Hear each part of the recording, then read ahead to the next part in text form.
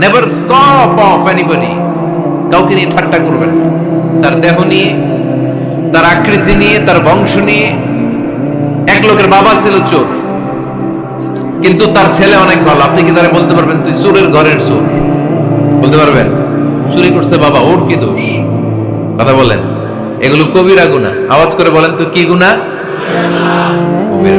কারো আকৃতি নিয়ে, আমার ফরিদপুরের কলেজের টুকরা যুবক ভাইরা, কারো আকৃতি নিয়ে কখনো অবজ্ঞা করবে না, তুচ্ছ জ্ঞান করবে না। এটা কবিরা গুনাহ, এটা আল্লাহ খুব অপছন্দ করেন। এর কারণ আকৃতিটা আমাদের হাতে নাই। আমাদের কারো নাক লম্বা, কারো খাটো, আমরা কেউ কালো, কেউ সাদা, আমরা কেউ স্মার্ট, কেউ অন্যরকম।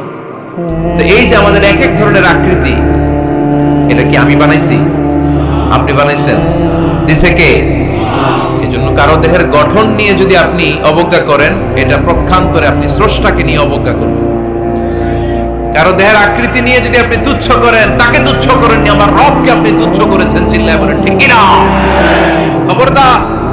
তুই কালু, তুই লম্বু, তুই মোটু, তুই কানা, তুই রোহিঙ্গা, আছে না নাই? ইদানিং এটা খুব চলে। এই রোহিঙ্গা নামটা আছে না? ফরিদপুরে এগুলো ঢুকে নাই না? আমাদের ওইদিকে দেখি কি অবস্থা, কারোর সাথে কেউ লাগলে তুই রোহিঙ্গা। কি আশ্চর্য! এই গালি কবে আসলো? হ্যাঁ, অনেক ধরনের গালি। ঢাকায় আর একটা চলে ফইন্নির ভূত। কি বলে? এই এগুলো আগে শুনি নাই আমরা, রিসেন্ট এগুলো বলা শুরু করছে। ফইন্নির ভূত, রোহিঙ্গা না। এগুলো বলে আপনি কাউকে অবজ্ঞা করতে পারবেন? পারবেন না। খবরদার, এটা কবিরা গুনাহ, এটা ছোট গুনাহ মনে করবেন না। কারণ আকৃতি নিয়ে তুচ্ছ করা যায় না, কারণ আকৃতি দান করেছে কে?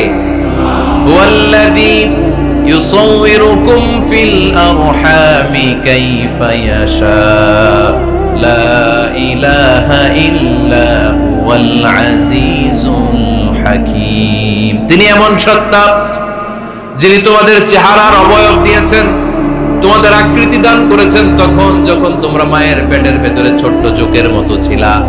মায়ের পেটের ভেতরে আমরা যখন সবাই এত ছোট্ট, তখনই আমাদের চেহারার আকৃতি দিয়েছে কে? কে সুন্দর হব, কে ছেলে হব, কে মেয়ে হব, কে মোটা হব, কে চিকন হব আমার ইচ্ছা হয়েছে? আওয়াজ করে বলতে হবে, কার ইচ্ছায়?